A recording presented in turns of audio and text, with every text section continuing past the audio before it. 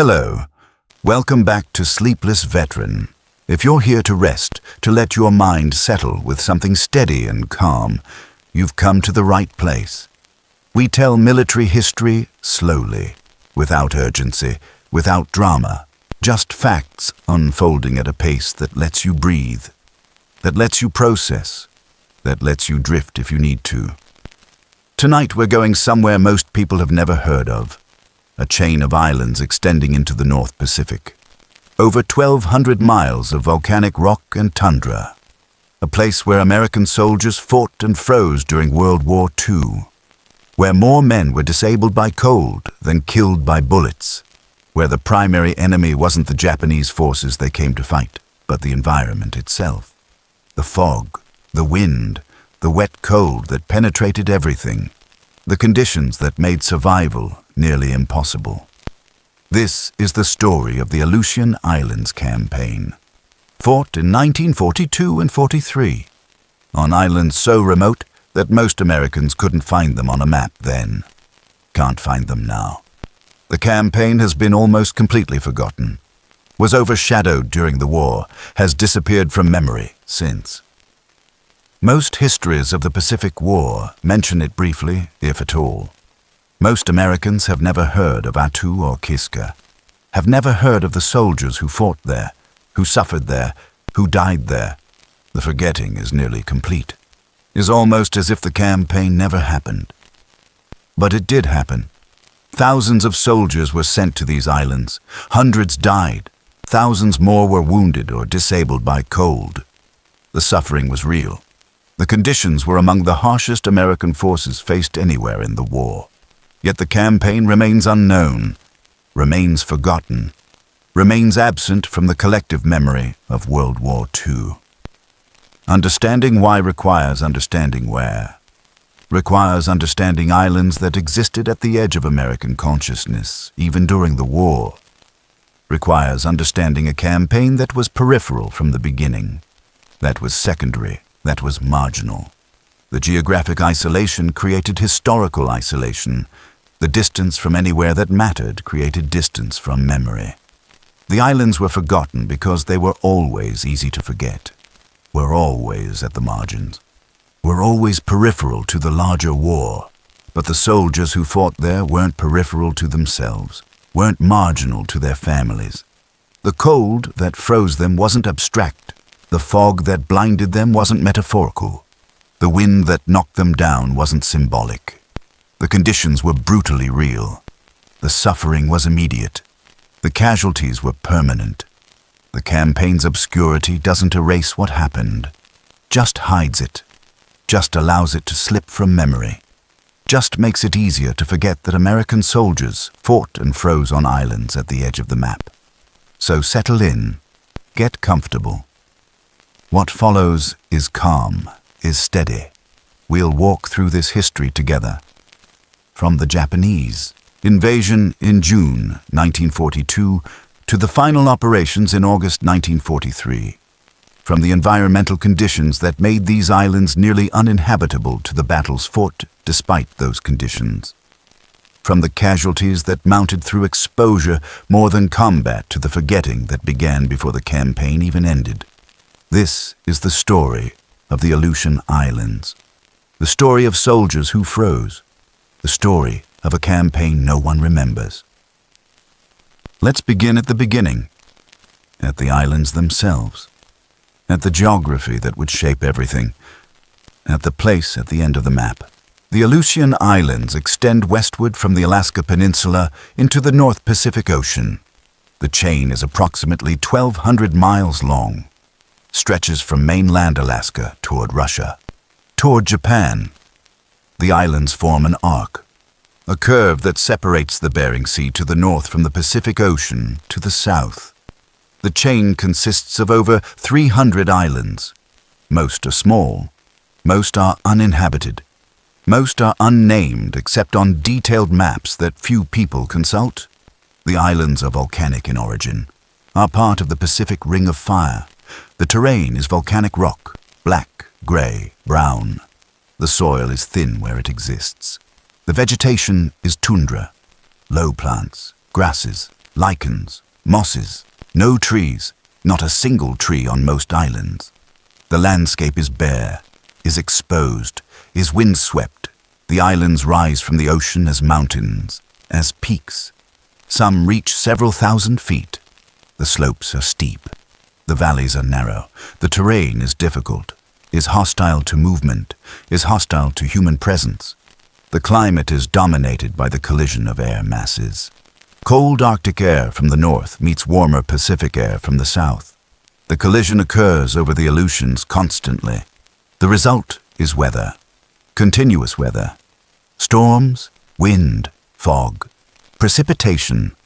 The weather never stops, never pauses, never provides relief. The islands are among the foggiest places on Earth. The fog is constant, dense, impenetrable. Visibility is often measured in meters. Sometimes visibility is zero. The fog can persist for days, for weeks, can lift briefly, then return, can dominate for entire seasons. The wind is relentless, averages 30 to 40 miles per hour every day. The gusts exceed 100 miles per hour regularly. The wind is so constant that the landscape shows its effects. The vegetation grows horizontally, bent by wind, shaped by wind. The wind creates phenomena called willy-waws, sudden, violent downdrafts, winds that appear without warning, that can reach hurricane force in seconds, that can knock men down, can destroy equipment, can kill. The wind is not occasional weather event, is permanent condition, is feature of existence on these islands. The temperature is not extreme by Arctic standards. Winter temperatures range from -10 to 0 degrees Celsius, 14 to 32 degrees Fahrenheit. Summer temperatures range from 5 to 15 degrees Celsius, 40 to 60 degrees Fahrenheit. These temperatures seem moderate, seem survivable, but the wind makes them deadly. The wind chill is extreme. The effective temperature is far below the actual temperature. A temperature of 0 Celsius with 40 mile per hour wind feels like -20, like -4 Fahrenheit. The human body cannot distinguish between actual cold and wind chill, responds the same, freezes the same, dies the same. The precipitation is constant. Rain, snow, sleet. The islands receive 60 to 100 inches of precipitation annually. Some areas receive more, over 100 inches. The precipitation occurs year-round. There is no dry season, no summer drought, no winter freeze that stops precipitation. Just constant moisture, constant wetness. The ground never dries. The volcanic soil doesn't drain well. Water pools, creates bogs, creates mud. The ground is soggy, is saturated, is perpetually wet. Everything on these islands is wet, always. The combination of moisture and cold and wind creates conditions more dangerous than dry Arctic cold. Wet cold penetrates clothing, penetrates shelters, reaches the body regardless of layers. The moisture conducts heat away from the body. The wind accelerates the heat loss. The temperature doesn't need to be below freezing to cause hypothermia. Doesn't need to be extreme to cause frostbite. The wet cold at 5 degrees Celsius with wind can kill as effectively as dry cold at -30. The Aleutian environment is deceptive. The temperatures seem moderate. The conditions are deadly. The strategic significance of these islands was their position. The Aleutians are the closest point between North America and Japan. The westernmost islands are less than 1,000 miles from the Japanese Kuril Islands. The chain was seen as potential stepping stones, as route for invasion in either direction, as gateway to Alaska, to Western Canada, to the continental United States. The military planners understood this geography, understood the potential, understood that the islands could be used as bases, as staging areas, as defensive perimeter. The strategic significance was clear, but the strategic significance was theoretical, was based on maps, was based on geometry. was based on straight lines between points. The reality was that the environment made the islands nearly useless militarily, made them nearly impossible to occupy, nearly impossible to supply, nearly impossible to use as bases for operations. The fog prevented flying. The wind prevented naval operations. The cold disabled equipment and men. The strategic value on paper disappeared when confronted with actual conditions. The islands were gateway to nowhere, were barrier rather than pathway, were obstacle rather than asset. The remoteness was total. The nearest significant population was hundreds of miles away. Anchorage was over 800 miles from the Western Islands. Seattle was over 1,500 miles. San Francisco was over 2,000 miles. The islands were distant from everywhere, were isolated from everything, were at the edge of American territory, at the edge of American consciousness, at the edge of the map. The soldiers who would be sent here would be sent to the end of nowhere. To place that didn't matter. To islands that would be easy to forget because they were always peripheral, were always marginal, were always at the edge. The native population was small, the Aleuts, indigenous people who had lived on these islands for thousands of years, who had adapted to conditions that seemed impossible, who had developed ways to survive, to find food, to build shelter, to endure. The Aleut population on the Western Islands numbered in dozens. Attu had 45 residents. Kiska had none. The natives lived in small villages, lived traditionally, lived isolated from modern world. The war would come to them, would destroy their communities, would take them from their homes, would kill most of them. The Aleuts would be among the forgotten victims of this forgotten campaign. The Aleutians in June 1942 were unknown to most Americans, were absent from news, were absent from consciousness, were just islands at the end of the map, remote, harsh, unimportant. The geography ensured they would remain unknown. The conditions ensured they would remain peripheral. The isolation ensured they would be forgotten. The islands were forgotten before the war arrived, would remain forgotten after. The geographic forgetting would become historical forgetting. The distance would become erasure.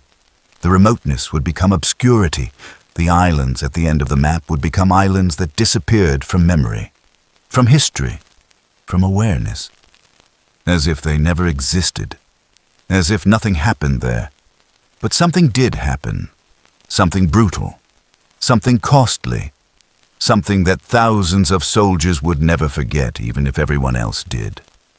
The story begins with Japanese ships approaching, with invasion, with the occupation of American territory, with the moment these forgotten islands briefly entered history before disappearing again.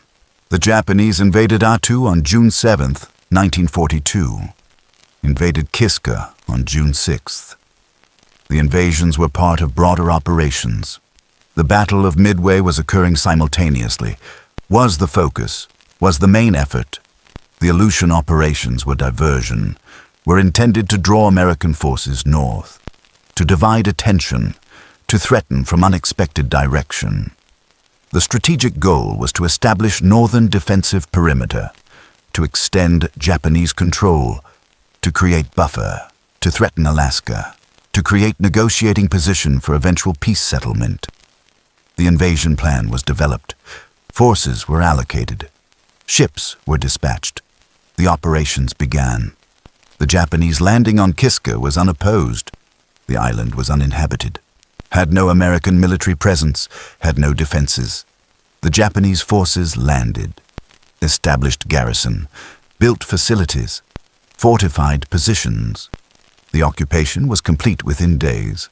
The island was Japanese territory, was part of Greater East Asia co-prosperity sphere, was northernmost point of Japanese expansion.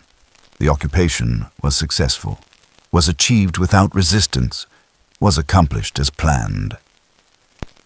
The Japanese landing on Attu was equally unopposed militarily. The island had no American military presence, had no defenses, but had population. 45 Aleutian natives, living in village, living traditionally. The Japanese forces arrived. The natives were taken into custody, were held, were processed. The decision was made to transport them to Japan, to remove them from war zone, or to prevent them from providing intelligence, or to use as hostages. The reasons are unclear. The result was certain. The Aleuts were loaded onto ships, were taken to Japan, were held in internment camps. The conditions in the camps were poor. Food was inadequate, shelter was inadequate, medical care was absent. The Aleuts sickened, died. Most died in captivity. The survivors numbered less than half.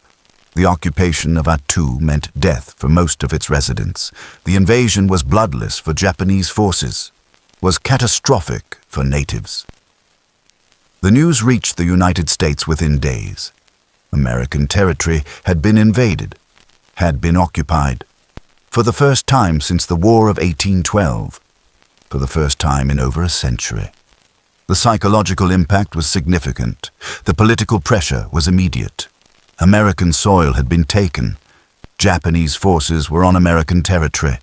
The occupation could not stand, could not be tolerated, could not be accepted. The response was required, was necessary, was inevitable. The United States would have to liberate American territory, would have to expel Japanese forces, would have to retake the islands regardless of strategic value.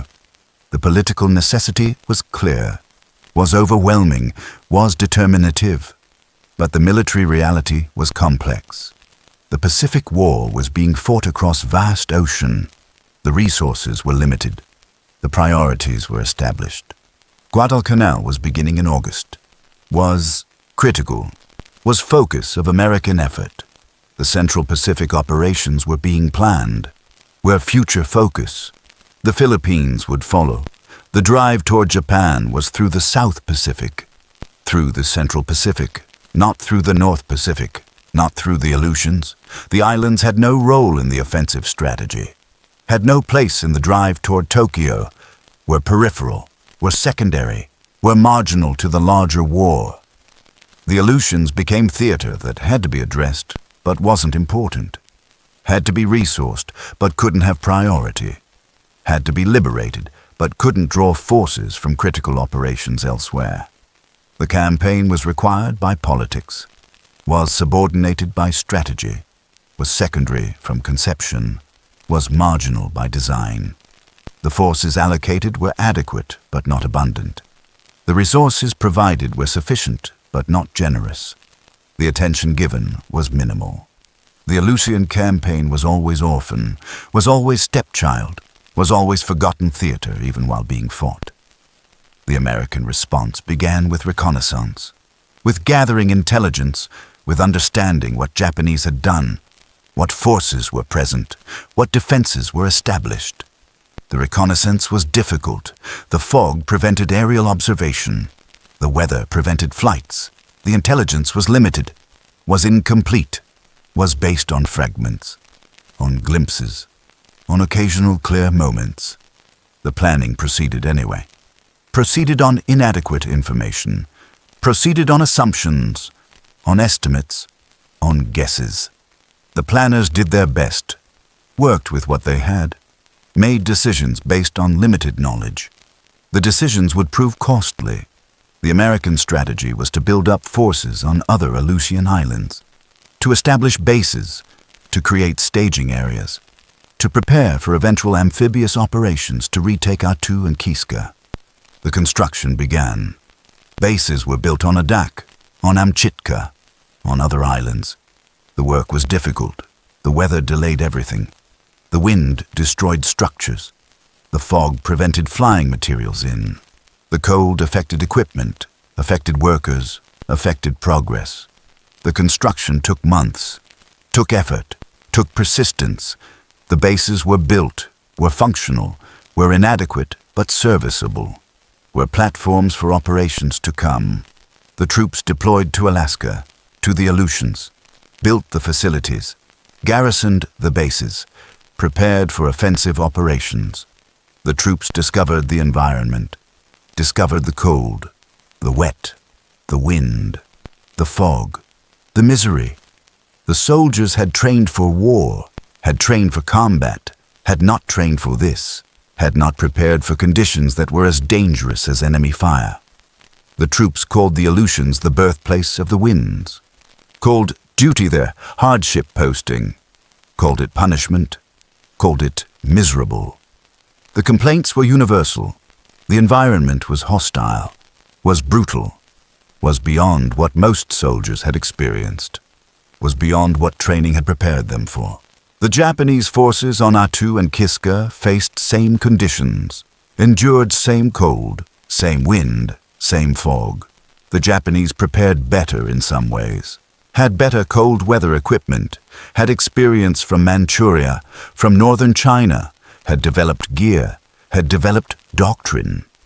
The Japanese soldiers suffered but were better equipped initially, were better prepared, were more accustomed, but still suffered, still froze, still struggled. The environment was enemy to everyone, was obstacle to all operations, was factor that made everything harder, made everything slower, made everything more costly. The occupation continued through late 1942, through winter, through spring of 1943. The Japanese improved defenses, built fortifications, prepared for American assault that would eventually come. The garrisons endured, suffered, survived, waited. The Americans built up forces, assembled units, trained, prepared, suffered, waited. Both sides prepared for battles to come. Both sides struggled with environment. Both sides lost men to cold and wind and fog. The killing hadn't begun. The dying had. The environment was claiming casualties before the first shot was fired in combat. The islands were defeating soldiers without battles, were proving that the real enemy wasn't the opposing force, was the place itself, was the conditions, was the impossibility of existing on these islands. The occupation of American territory was intolerable politically. The liberation would prove nearly impossible operationally. The campaign was doomed from inception, was required but not winnable in conventional sense, was necessary but not achievable without massive cost. The islands at the end of the map had been occupied, would be liberated, but the cost would be paid not primarily in combat, would be paid in frozen digits, in disabled soldiers, in suffering from exposure. The campaign that was required by politics would be defeated by geography, by climate, by conditions that made warfare secondary to survival. The buildup continued. The preparations advanced. The battles approached. The suffering was just beginning. The wind on the Aleutian Islands is unlike wind elsewhere, is constant, is relentless, is inescapable. The average wind speed is 30 to 40 miles per hour, every day, without pause, without relief. This is not occasional gust, is not storm condition, is normal, is baseline, is what the wind does on these islands. The gusts are worse, exceed 100 miles per hour frequently, approach hurricane force regularly. The wind is so strong it shapes the landscape, bends the vegetation, erodes the rock, creates patterns visible from space. The wind is primary feature of the environment, is factor in everything, is obstacle to all operations. The willy wars are specific phenomenon unique to these islands, are sudden, violent downdrafts, wind that appears without warning, that accelerates from nothing to 100 miles per hour in seconds, that strikes from nowhere, that disappears as quickly as it arrives. The willy wars occur when wind flows over mountains, when air is compressed, when pressure differentials create acceleration. The meteorology is understood now, wasn't understood then. The soldiers just knew that wind could knock them down suddenly, could destroy tents, could scatter equipment, could kill. The willy wars made the unpredictable violent, made the constant wind occasionally catastrophic. The wind makes temperature irrelevant, makes the thermometer meaningless. The actual temperature might be 0 degrees Celsius, 32 Fahrenheit, right at freezing. survivable with proper clothing, but with 40-mile-per-hour wind, the effective temperature is -20 Celsius, -4 Fahrenheit. Deadly. The wind chill is not metaphor, is not comfort calculation, is actual effect on human body. The wind strips heat, accelerates heat loss, makes the body respond as if temperature is far lower than thermometer shows. The soldiers would learn this, would learn that thermometer lied, that the feeling of cold was truth, that the wind made everything colder than it should be. The fog is second defining feature. The Aleutians are among foggiest places on Earth. The fog is product of geography, of cold water meeting warmer air, of temperature differentials, of moisture saturation. The fog forms constantly, persists indefinitely. The visibility is measured in meters, 20 meters, 10 meters, sometimes 0. The fog is not mist, is not light haze, is dense, is thick, is impenetrable. The fog obscures everything, makes navigation impossible, makes observation impossible, makes coordination impossible. The fog would prove to be tactical factor, would affect operations, would determine outcomes, would kill. The fog made air operations nearly impossible. Aircraft couldn't fly in zero visibility, couldn't navigate, couldn't find targets, couldn't land. The air support that American forces depended on elsewhere was unavailable, was unreliable, was absent. The bombers couldn't bomb what they couldn't see. The fighters couldn't intercept what they couldn't find. The reconnaissance couldn't observe what was hidden by fog. The air superiority that American forces enjoyed elsewhere meant nothing. The fog neutralized aviation, made expensive aircraft useless, made air power irrelevant. The forces sent to the Aleutians would fight without the advantage that defined American military operations, would fight blind, would fight isolated, would fight without the support they expected. The fog made artillery observation impossible. Forward observers couldn't see targets, couldn't direct fire, couldn't adjust rounds. The artillery had to fire at map coordinates, had to shoot blind, had to hope. The accuracy was poor. The effectiveness was limited. The artillery support that infantry depended on was degraded, was unreliable. The soldiers would advance without confidence that artillery would support them, would attack without the preparation they needed. The fog made conventional tactics impossible, made doctrine irrelevant, made training inadequate. The forces had to adapt, had to improvise, had to function despite conditions that made everything harder. The precipitation is third environmental factor. The Aleutians receive 60 to 100 inches of precipitation annually. Some areas receive more. This is not seasonal rain, is year-round precipitation. Rain in summer, snow in winter, sleet in between. The precipitation is constant. There is no dry season, no break, no relief. The moisture is always present, is always falling, is always soaking everything. The ground is saturated, doesn't drain. The volcanic soil holds water, creates bogs, creates mud, creates conditions where nothing is ever dry. The soldiers' clothing was always wet. The equipment was always wet. The ground was always wet. Everything was wet always. The wet cold is more dangerous than dry cold. The moisture conducts heat away from body. The wet clothing loses insulation value, becomes conductor rather than insulator. The wet boots conduct cold to feet. The wet gloves conduct cold to hands. The wetness makes everything colder, makes the body lose heat faster, makes hypothermia occur at higher temperatures. A soldier in dry cold at -30 can survive with proper clothing. A soldier in wet cold at 0 cannot. Will develop hypothermia, will lose core temperature, will die. The wet cold is insidious, is invisible killer, is more dangerous than temperature suggests. The soldiers would learn this, would learn that staying dry was impossible, would learn that wetness was death sentence, would learn too late. The trench foot is specific injury caused by wet cold. Occurs when feet remain wet for days, for weeks. The tissue breaks down, the skin becomes damaged, the circulation is compromised.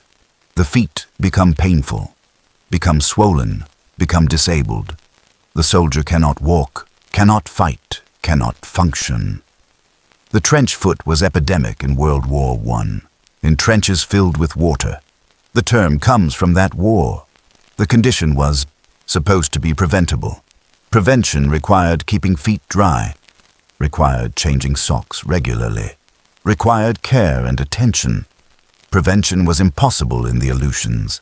Everything was wet. The socks were wet. The boots were wet. The ground was wet. Keeping feet dry was fantasy, was impossible, was unachievable. The trench foot was inevitable, was predictable, was guaranteed given conditions and duration. The frostbite occurs even at temperatures above freezing. The wet, cold, and wind create conditions where exposed skin freezes, where extremities lose circulation, where tissue dies. The frostbite begins in fingers, in toes, in ears, in nose, the exposed areas, the areas where circulation is poorest. The frostbite progresses in stages. First degree is painful but reversible, causes redness, causes pain, recovers with warming. Second degree causes blistering, causes more damage, recovers slowly. Third degree causes tissue death, causes permanent damage, requires amputation. The progression from exposure to amputation can occur in days, can occur in hours in severe conditions. The soldiers would experience all stages, would progress from discomfort to disability to amputation, would lose fingers, lose toes, lose parts of themselves to the cold. The temperature hovers around freezing. Winter temperatures from -10 to 0 Celsius, 14 to 32 Fahrenheit. Summer temperatures from 5 to 15 Celsius, 40 to 60 Fahrenheit.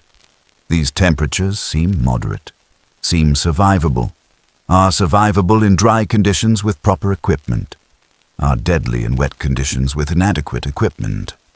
The soldiers sent to the Aleutians had inadequate equipment, had clothing designed for temperate climates, had boots designed for dry conditions. The equipment failed. The soldiers suffered. The casualties mounted. The environment defeated soldiers before combat began. Disabled units before battles were fought.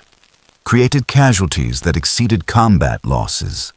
The wind and fog and wet and cold combined to create conditions that were beyond human tolerance, beyond equipment capacity, beyond what soldiers could endure.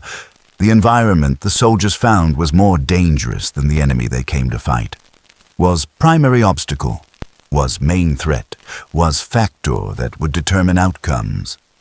The Japanese garrison was opponent, the environment was enemy. The soldiers would fight both, would be defeated by both, would suffer from both. The environment they found would kill more Americans than Japanese bullets, would disable more than Japanese resistance, would prove that sometimes the battlefield itself is more dangerous than the battle. The 7th Infantry Division trained in California, trained for Operation Torch, for the invasion of North Africa, for desert warfare.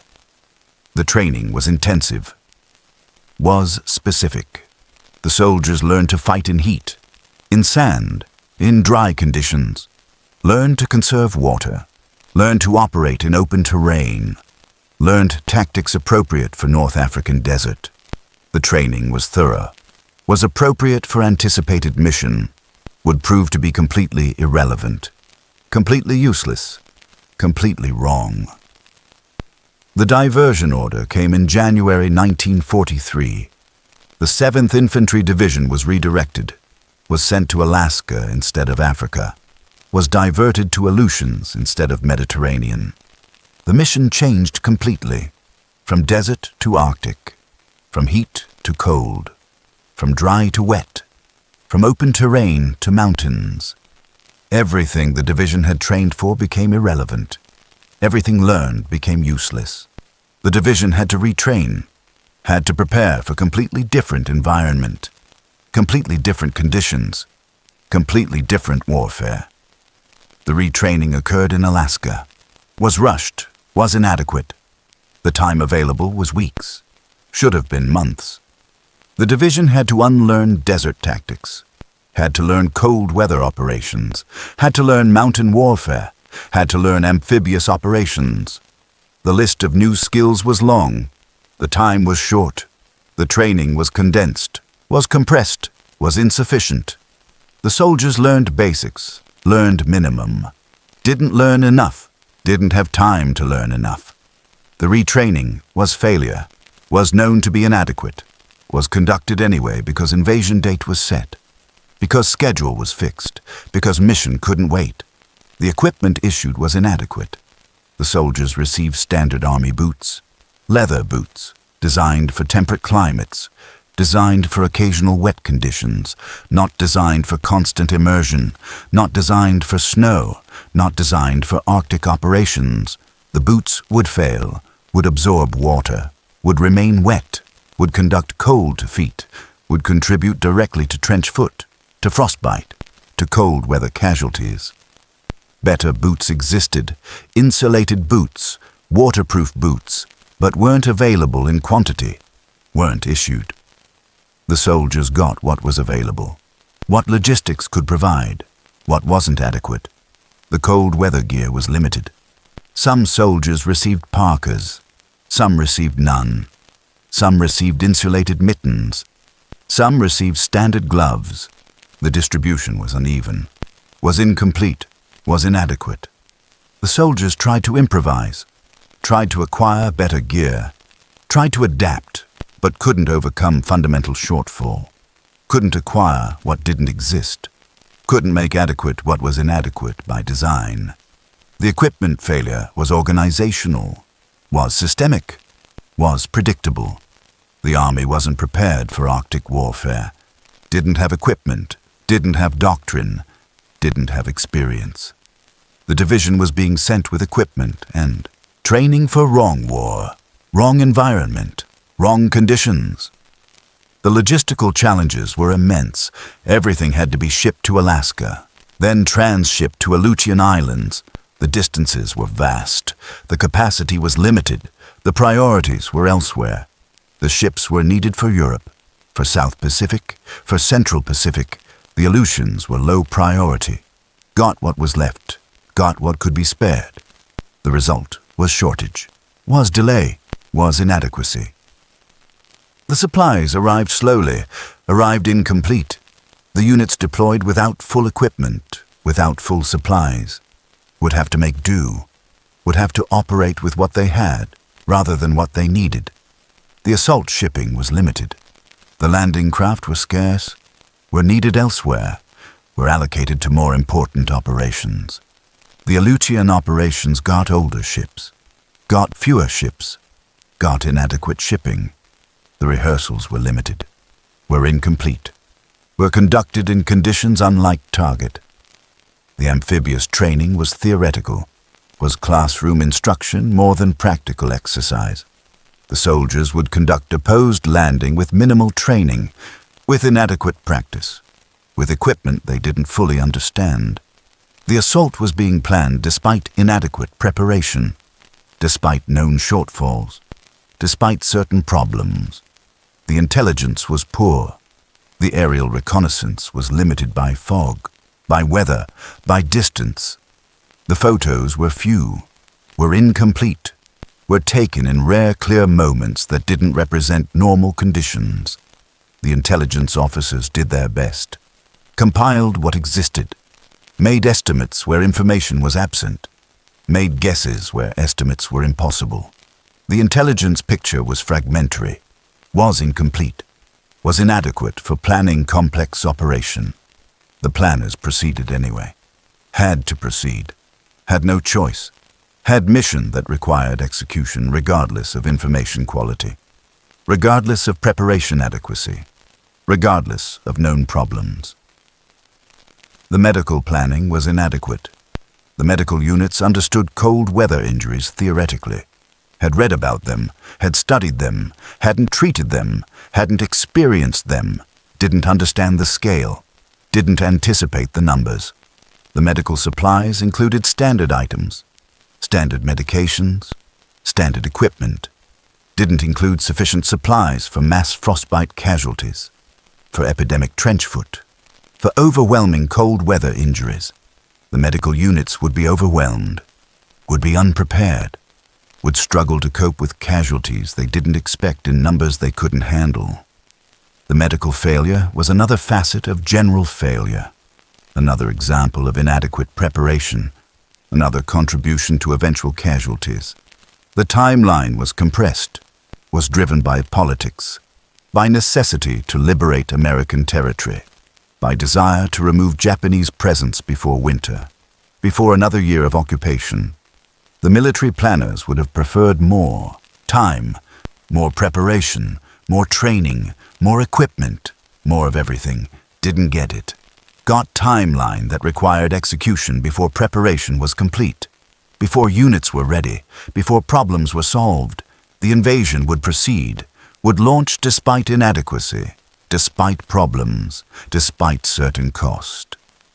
The 7th Infantry Division would land on Attu unprepared, would fight with inadequate equipment, would suffer predictable casualties.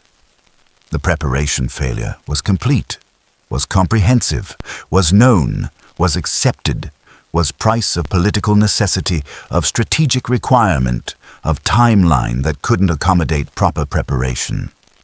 The division was being sent to fight wrong war in wrong place with wrong equipment and wrong training.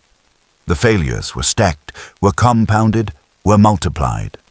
The result would be casualties, would be suffering, would be soldiers paying price for failures that weren't theirs, for decisions made elsewhere, for inadequacy that was organizational rather than individual. The build-up prepared for wrong war.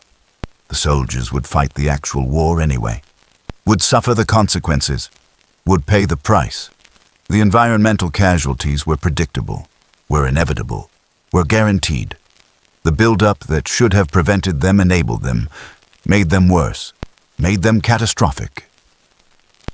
The 7th Infantry Division was being sent to freeze, to suffer, to be disabled by conditions they weren't prepared for, with equipment that wouldn't protect them. The build-up was failure, was preparation for disaster, was set up for catastrophe that would unfold on the beaches and mountains of Attu. That would disable thousands. That would prove that preparation matters, that equipment matters, that adequacy isn't optional, that shortcuts have costs, that compromises kill. The build-up concluded. The invasion approached. The soldiers prepared as best they could with what they had. Knowing it wasn't enough, knowing they would pay, knowing the cold was waiting, the invasion fleet approached Attu in fog, May 11th, 1943. Visibility was minimal. The ships navigated by radar, by dead reckoning, by careful positioning. The naval bombardment began before landing. The ships fired blind into fog, fired at coordinates, fired at map positions. The shells fell somewhere. The effect was unknown. The bombardment was procedure, was doctrine, was done because invasions required preliminary bombardment, whether effective or not, whether observed or not. The shells continued falling into fog as landing craft moved toward beaches. The 7th Infantry Division landed at 2 points, the northern force at Beach Red, the southern force at Beach Yellow. The landings were unopposed. The Japanese allowed the Americans to come ashore, didn't contest the beaches, didn't fire on the landing craft. The soldiers waded ashore, crossed the beaches, moved inland, encountered no resistance. The ease of landing was relief, was unexpected, was temporary. The Japanese had withdrawn from the beaches, had established defensive positions inland, in the mountains, in the high ground, would defend from prepared positions rather than exposed beaches. The tactic was sound, would prove effective, would prove costly to Americans. The soldiers began advancing inland immediately, moved away from beaches, moved toward objectives. The terrain was difficult from the first steps. The ground was soggy, was muddy. The soldiers sank with each step. The advance was slow, was exhausting. The equipment was heavy. The soldiers carried weapons, ammunition, rations, entrenching tools, radios, batteries. The weight was 60 to 80 pounds per man. The ground gave way beneath weight. The soldiers staggered, struggled, advanced slowly through mud that clutched at boots, that pulled at legs, that exhausted with each step. The cold was immediate. The temperature was near freezing. The wind was 30 miles per hour. The wind chill was well below freezing. The soldiers were wet from landing, from crossing beaches, from wading through surf. The wet clothing conducted heat away. The soldiers felt cold immediately, felt the chill penetrating. The physical work of advancing generated heat, kept bodies warm initially, but the stops were dangerous. When soldiers paused, when movement ceased, the heat dissipated, the cold penetrated. The soldiers learned quickly that stopping was dangerous, that rest was risky, that sitting meant freezing. The advance had to continue, had to maintain pace, had to keep bodies moving, keep heat generating. The alternative was hypothermia. The frostbite began within hours. The soldiers' hands were exposed. Handling weapons required removing mittens. Mittens weren't compatible with triggers, with safeties, with magazines. The soldiers wore gloves, or bare hands. The hands became cold, became numb. The fingers lost feeling, lost function. The soldiers couldn't feel triggers, couldn't manipulate small objects. The dexterity was gone. The hands were becoming damaged, were developing frostbite. The soldiers didn't recognize it yet, didn't understand what was happening. Just knew hands were numb, were painful when warmed, were swollen. The damage was accumulating, was progressing, would become apparent in days. The feet were worse. The boots were wet from the landing, from wading through surf, from crossing wet beaches, from walking through soggy ground. The boots remained wet, didn't dry, couldn't dry. There was no opportunity to remove them, no safe place to dry them, no replacement boots. The soldiers marched in wet boots, hour after hour. The feet remained cold, remained wet. The tissue began breaking down. The circulation was compromised. The trench foot was beginning, would develop over days, would become epidemic. The soldiers didn't know yet, just knew feet were uncomfortable, were cold, were painful, would learn soon enough. The fog was constant tactical problem. Visibility was 20 meters, sometimes less. Units became separated within minutes. The platoons lost contact with companies. The companies lost contact with battalions. The radios worked sometimes, failed often. The batteries died in cold. The soldiers navigated by compass, by terrain features when visible, by following others when nothing was visible. The navigation was guesswork, was hope, was luck. Units wandered, became lost, walked in circles, walked past objectives, walked into each other. The friendly fire incidents began. Units fired at movement in fog, couldn't identify targets, couldn't distinguish friend from enemy. The bullets killed Americans and Japanese indiscriminately. The fog made combat random, made survival luck, made tactics irrelevant. The Japanese defensive positions were fortified, were prepared, were situated to take advantage of terrain. The Japanese held the high ground, held the ridges, held the mountain passes. The positions were dug into mountainsides, were reinforced with logs, with stone, were interconnected by tunnels, by trenches. The positions were invisible from distance, were hidden by fog, were revealed only when they fired. The American advance encountered these positions unexpectedly, would advance blindly until Japanese opened fire, then would take cover, would try to return fire, would try to maneuver, would fail mostly. The fog prevented flanking, prevented envelopment, forced frontal attacks, forced direct assault. The casualties mounted. The advance was measured in yards per hour. The terrain was steep. The soldiers were climbing mountains, were moving uphill, were carrying heavy loads, were exhausted, were cold. The progress was minimal, was costly. Each position had to be assaulted directly, had to be reduced by infantry, by grenades, by close combat. The artillery couldn't support, couldn't see targets. The air support couldn't help, couldn't fly in fog. The infantry was alone, was isolated, was fighting without the support that American forces depended on. The soldiers adapted, fought as infantry had fought for centuries, with rifles, with grenades, with courage, with casualties.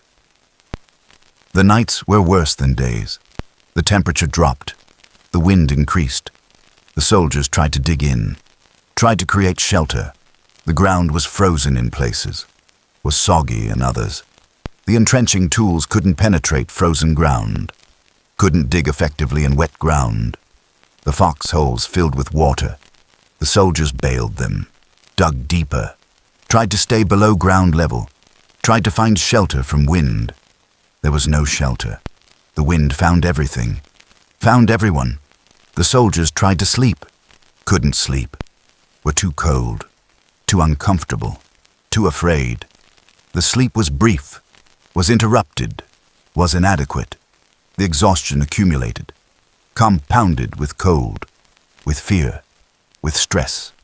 The soldiers were breaking down, were being degraded by conditions, were losing effectiveness before major combat had occurred. The rations were frozen. The canned food was solid, had to be thawed to eat.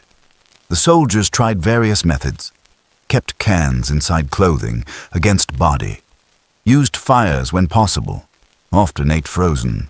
The chocolate bars were like rock, could break teeth. The coffee was frozen. The water was frozen. Everything was frozen. The soldiers melted snow for water, tried to heat rations, tried to provide some warmth to bodies that were always cold. The calories were inadequate anyway, were too few for the conditions, for the energy expenditure, for the cold. The soldiers needed 3,000 calories daily, 4,000, got maybe 2,000. The deficit was immediate, was cumulative. The soldiers began losing weight, began losing strength, began losing capacity to generate heat. The downward spiral began, would continue, would accelerate. The medical evacuations began immediately. The first casualties were from combat, were wounded by Japanese fire, were carried down mountains, through snow, through mud, to beaches, to landing craft, to ships offshore. The evacuation took hours, sometimes most of a day. The wounded suffered during transit, suffered from cold, from pain, from rough handling on steep terrain. Some died during evacuation, died from wounds, from shock, from exposure. The combination was deadly. The medical system was overwhelmed quickly. The aid stations were tense, were inadequate, were cold. The wounded suffered. The medical staff did their best, worked continuously, couldn't keep pace with casualties. The cold weather casualties began appearing on second day, the soldiers with frostbitten fingers, with frostbitten toes. The medics examined them, wrapped them, sent some back to units, evacuated others. The numbers were concerning, were higher than expected, were increasing. By third day, the cold weather casualties exceeded combat casualties. The medical officers reported this, reported that environment was disabling more soldiers than enemy. The reports went up chain of command, were noted. Nothing changed. The operation continued.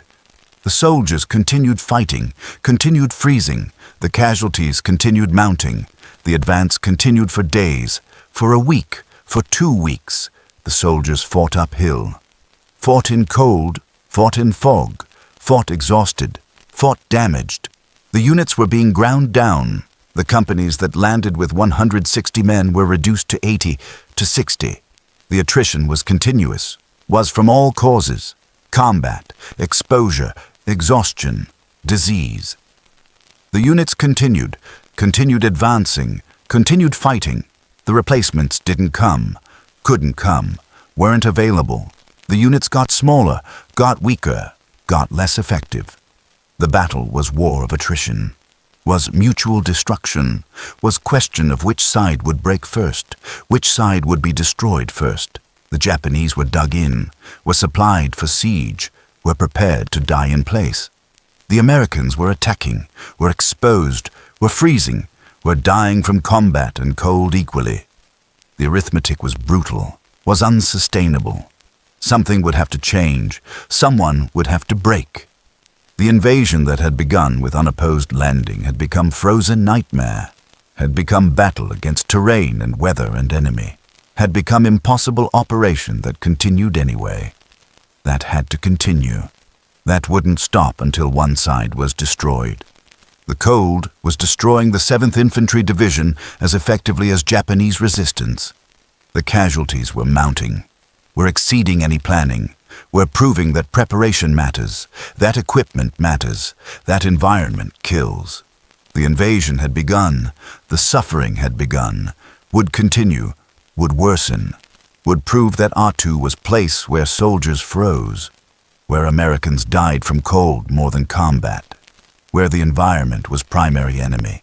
The invasion continued, the advance continued, the freezing continued, the dying continued. The battle for Attu was just beginning. The M1 Garand rifle was standard weapon of American infantry, was reliable in normal conditions, was accurate, was effective, was weapon that American soldiers trusted. The rifle worked well in temperate climates, worked well in most conditions, didn't work well on Attu. The mechanism required lubrication. The lubricants thickened in cold.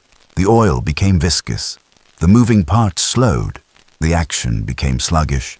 The rifle began malfunctioning. The soldiers learned to minimize lubricant, to clean rifles frequently, to keep mechanisms as dry as possible. But everything was wet. The moisture got into mechanisms, froze, jammed the action. The rifles that had been reliable became unreliable. The soldiers couldn't trust their weapons.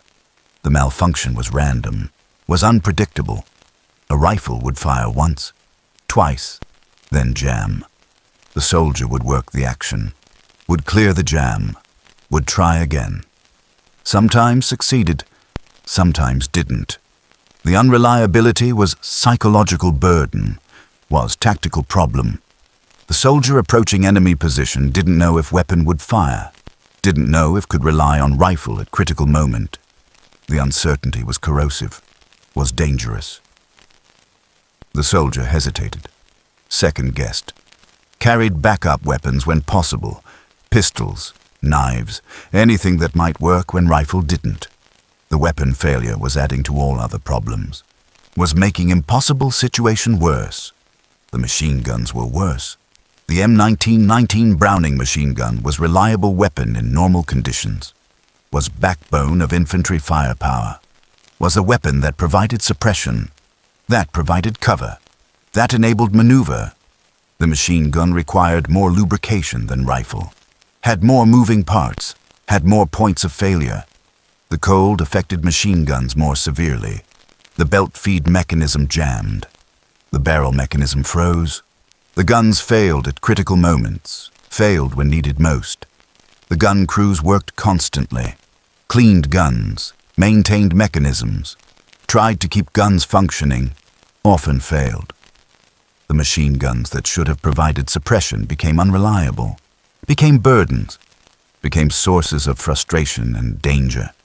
The soldiers adapted, learned to keep weapons inside clothing when possible, against body, using body heat to keep mechanisms warm enough to function.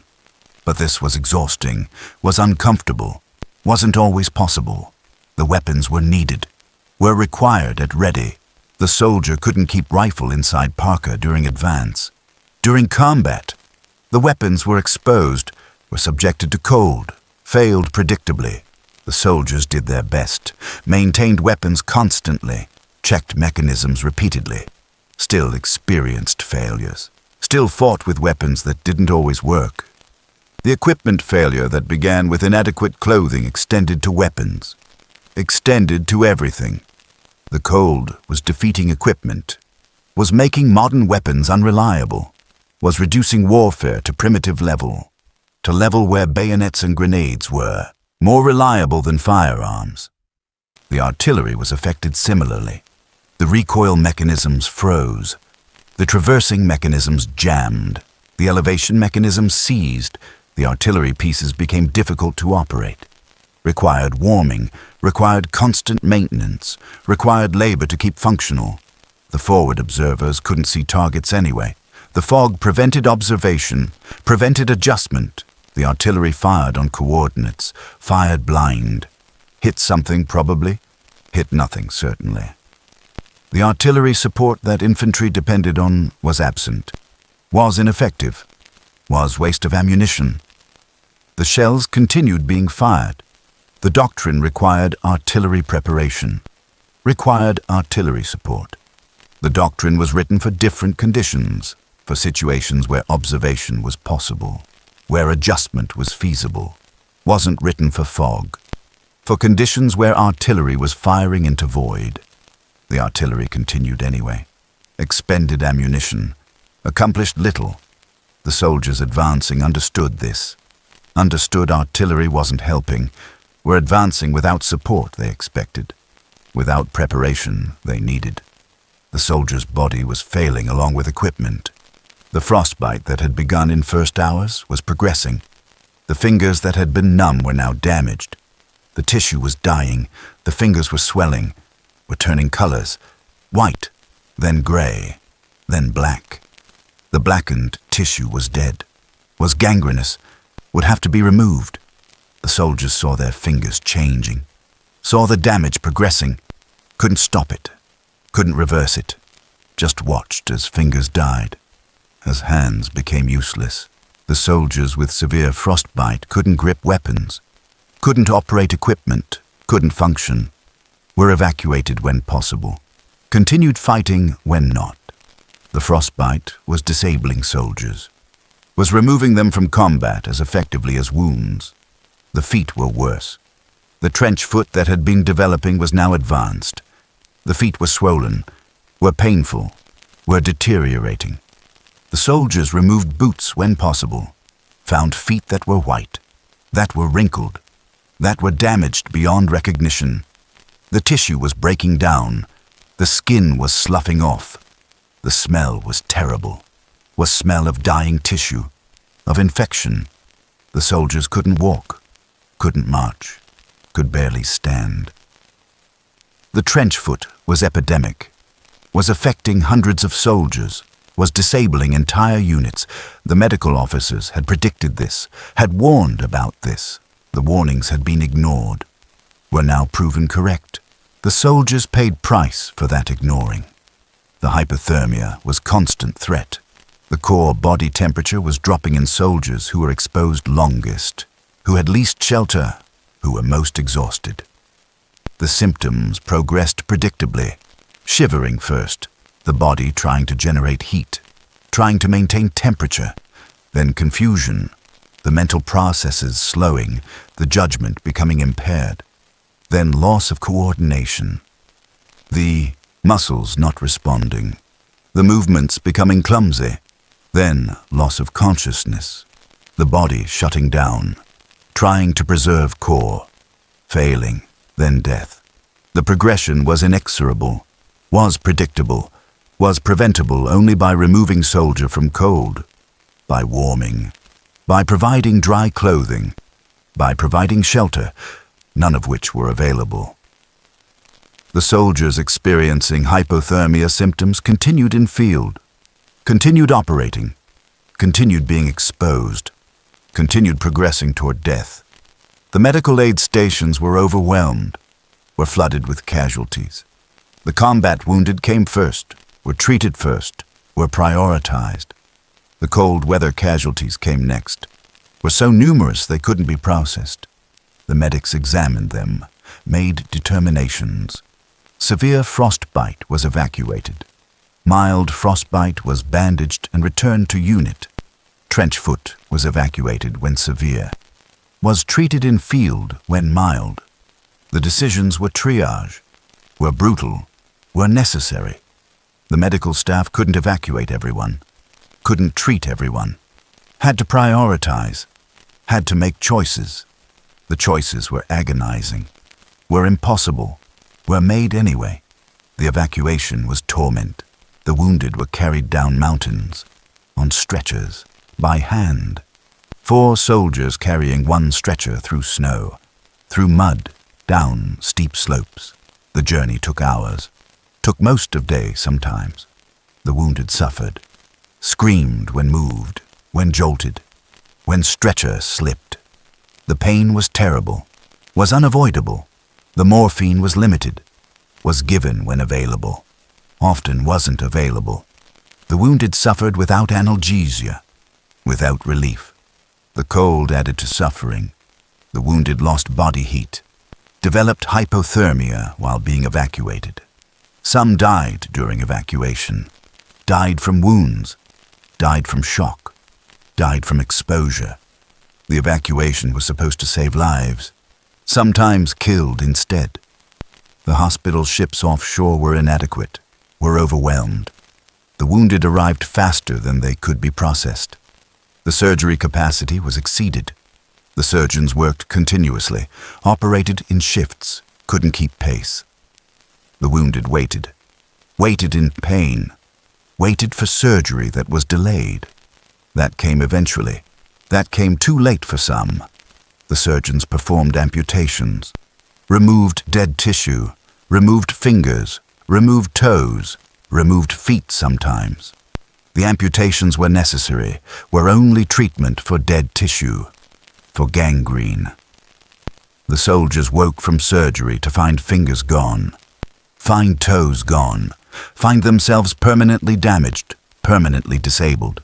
The damage was permanent, was cost of exposure, was price of inadequate equipment, of inadequate preparation, of conditions that exceeded human tolerance. The statistics were grim. By end of first week, approximately 600 soldiers were cold weather casualties.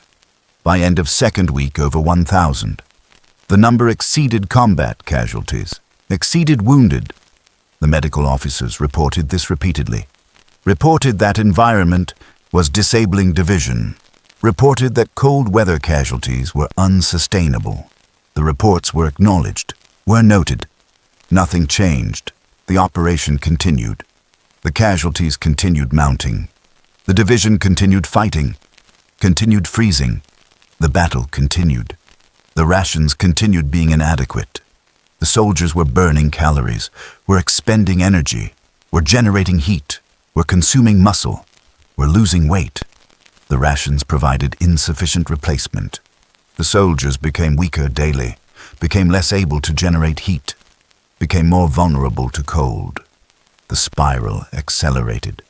The weakness led to vulnerability. The vulnerability led to exposure injuries.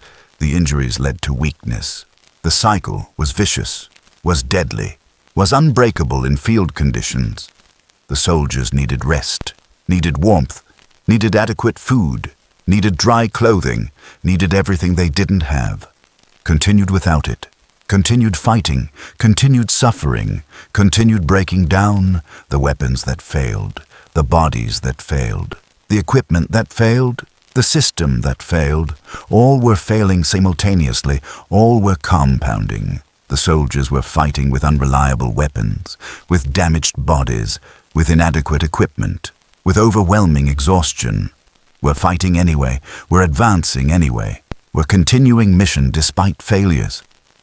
Despite impossibility, despite cost. The question wasn't whether soldiers would break. Was when. Was how many would break. Was how much breakage could be sustained while still accomplishing mission.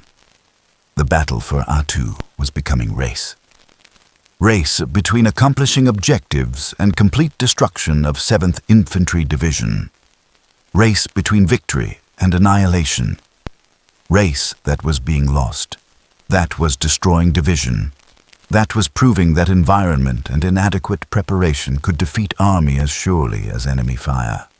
The weapons and bodies were failing. The soldiers continued anyway. Continued because ordered to, because mission required, because duty demanded. The failure was comprehensive, was total, was cost paid in frozen digits and disabled soldiers and suffering beyond measure. The battle continued. The failing continued. The suffering continued. Would continue until one side was destroyed, until battle ended, until victory or death. The soldiers knew this, knew they were being destroyed, knew they would continue anyway. The weapons failed. The bodies failed. The soldiers continued. The battle for Attu ground on. The battle had continued for 18 days. The 7th Infantry Division had advanced slowly, had reduced Japanese positions individually, had paid in casualties for each position, for each yard gained. The division was shattered. The companies that had landed with 160 men had 60 men, had 40. The attrition was unsustainable. The division couldn't continue much longer, but the Japanese couldn't continue either. The Japanese garrison was reduced, was running low on ammunition, on food, on everything. The defensive positions in mountains were isolated, were surrounded, were doomed. Both sides were destroyed. Both were finished. Question was which would collapse first. The Japanese commander understood the situation, understood the garrison was defeated, would be eliminated. The question was how to end. Surrender was not option, was not considered, was contrary to culture, to training, to expectation.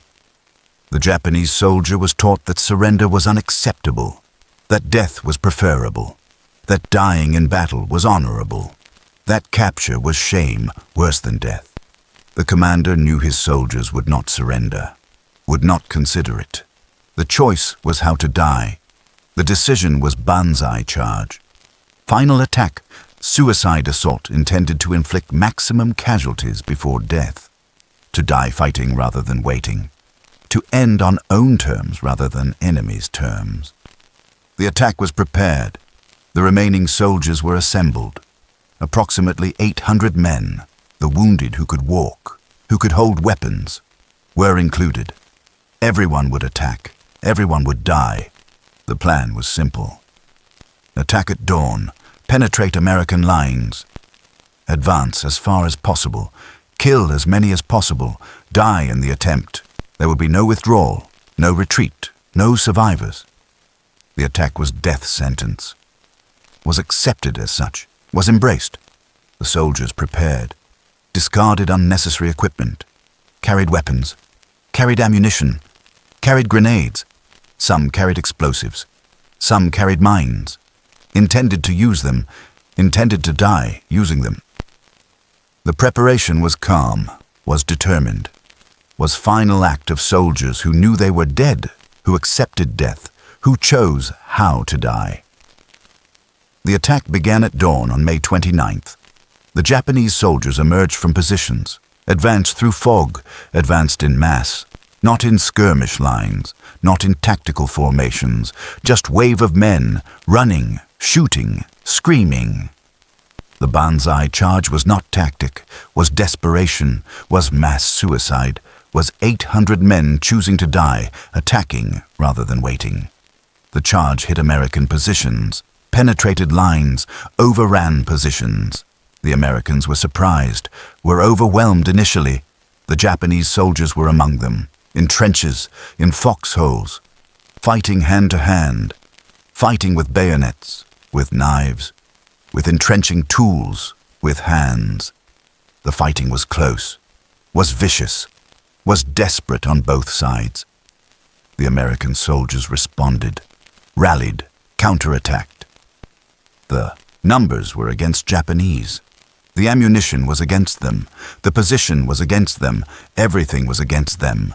The charge penetrated deeply, killed Americans, destroyed positions, then was stopped, was contained, was destroyed. The American soldiers fired into mass, used machine guns, used rifles, used grenades, used everything. The Japanese soldiers died, fell in piles, died advancing, died attacking. The few who reached rear areas were hunted down, were killed individually, were eliminated.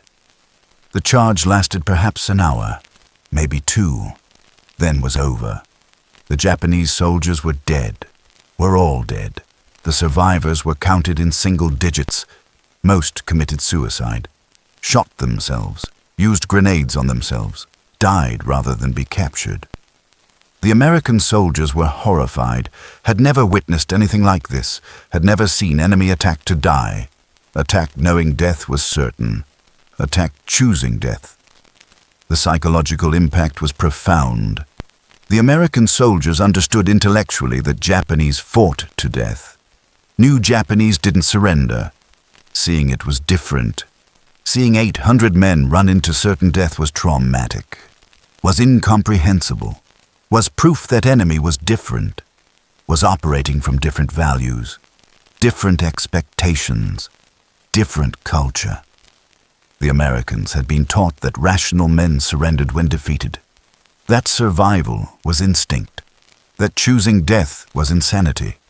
The Banzai charge proved those assumptions wrong, proved that Japanese soldiers would die rather than surrender, would choose death, would embrace death.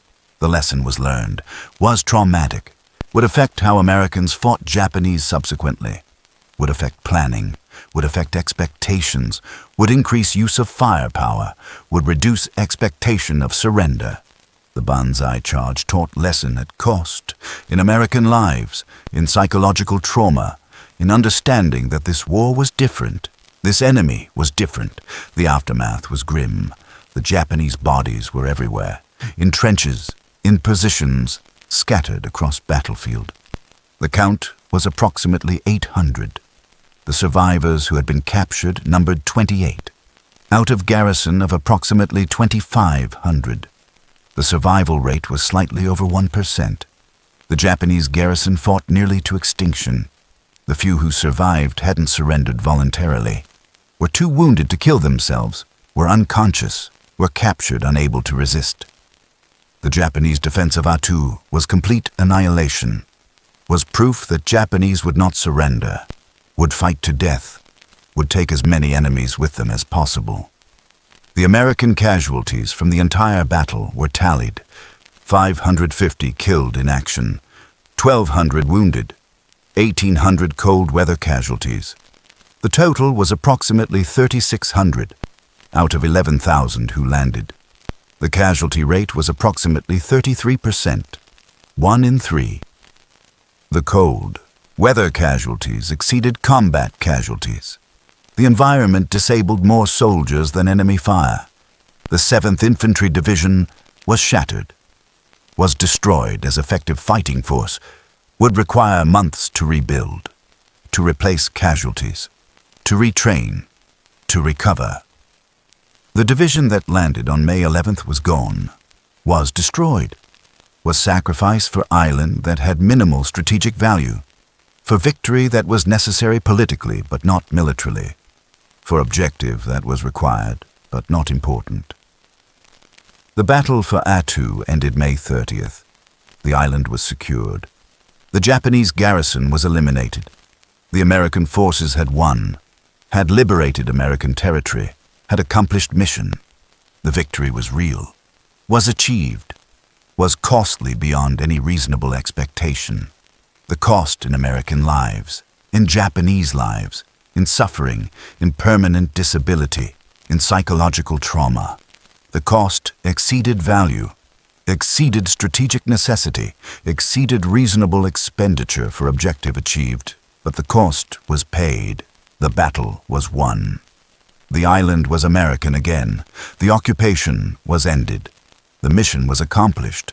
The assessment began immediately. What went wrong? Why were casualties so high? Why were cold weather casualties so severe? The answers were obvious. Inadequate preparation, inadequate equipment, inadequate training, inadequate understanding of environment.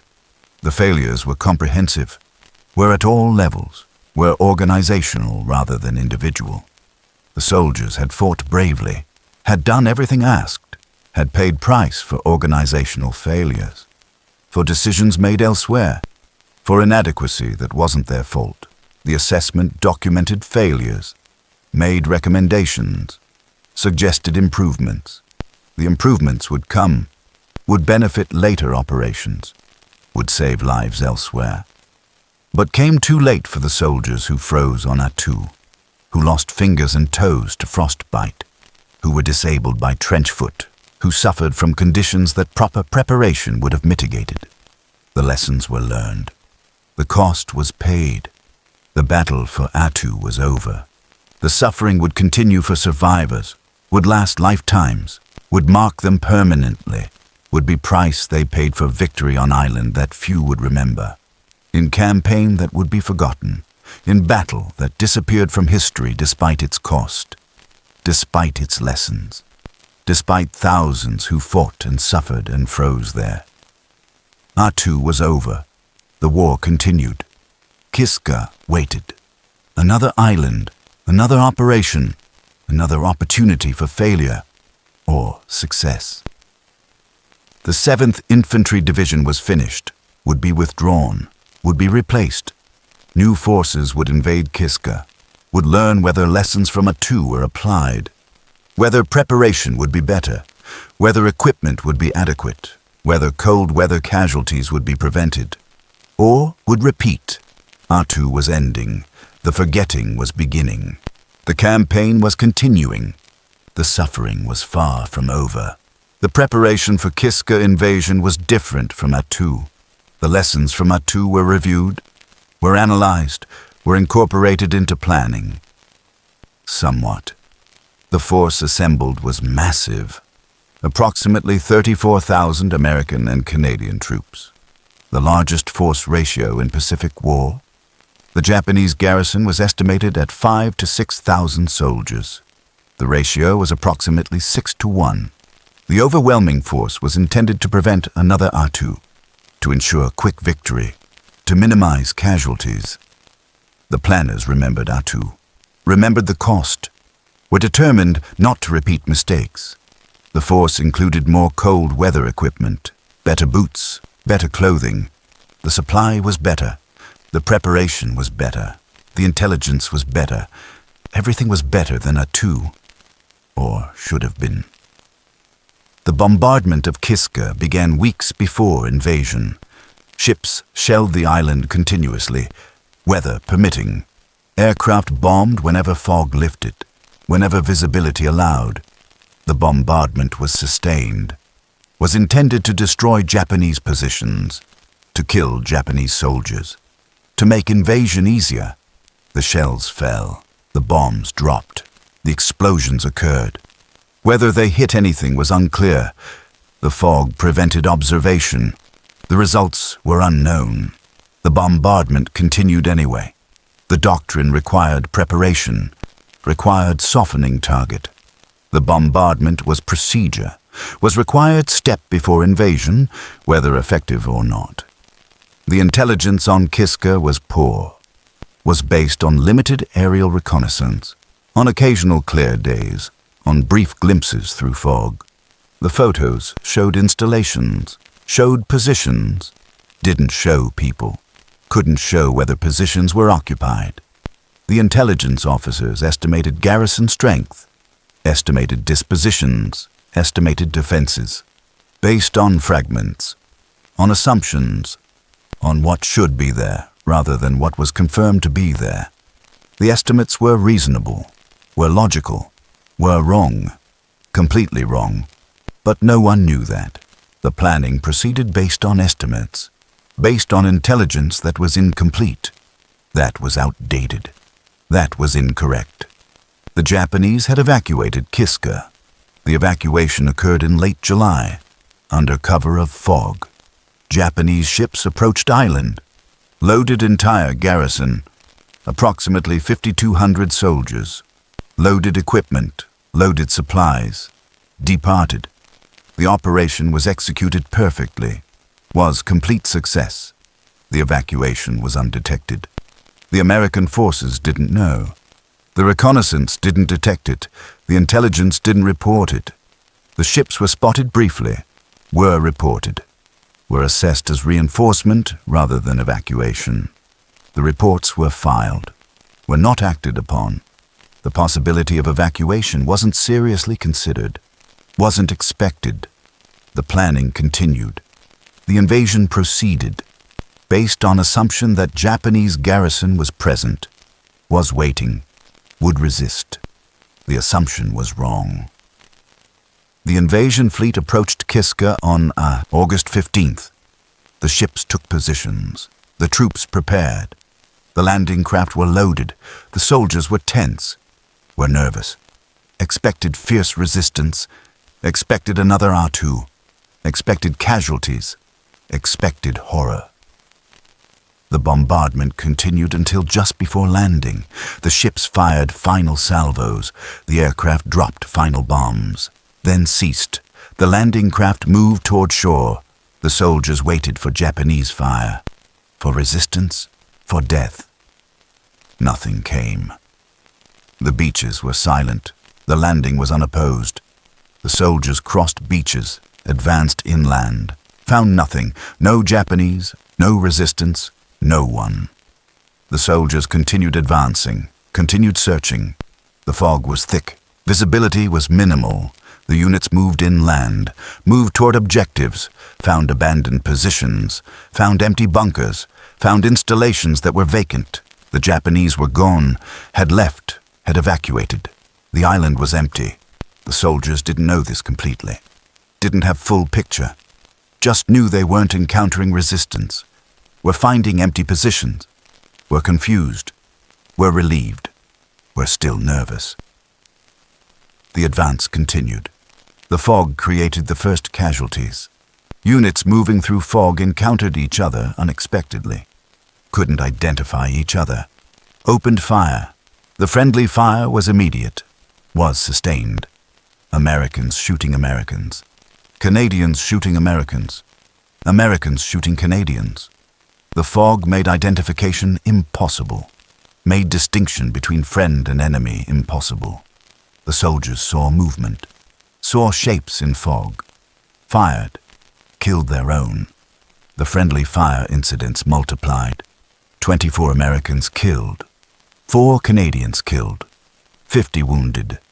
All from friendly fire, all from fog, all from confusion. The casualties mounted without enemy present. The environment was killing again, was creating casualties without combat, was proving that Aleutians were deadly regardless of enemy action. The realization came gradually. The advance continued. No resistance was encountered anywhere.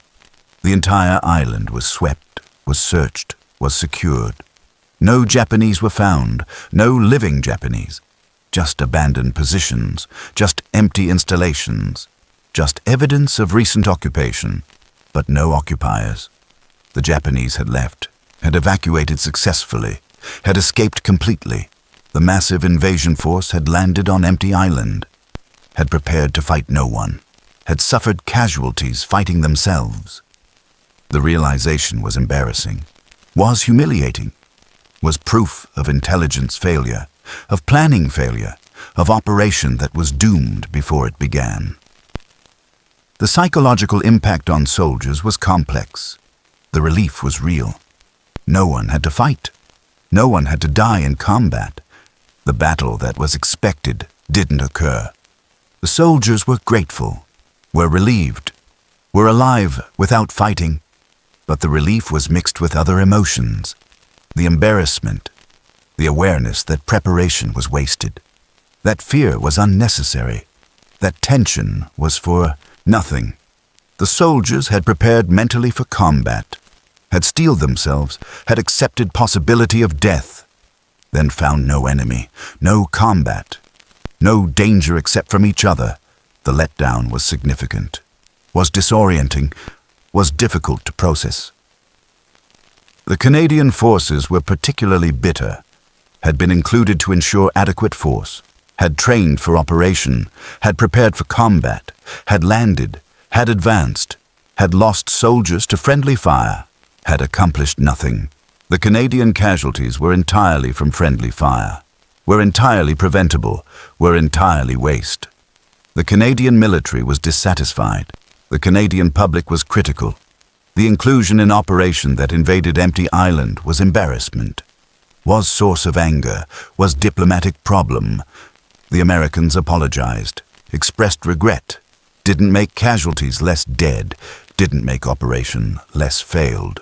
The Japanese evacuation was brilliant operation, was executed perfectly, was tactical success. The Japanese Navy had approached under fog cover, had navigated treacherous waters, had loaded entire garrison, had departed without detection.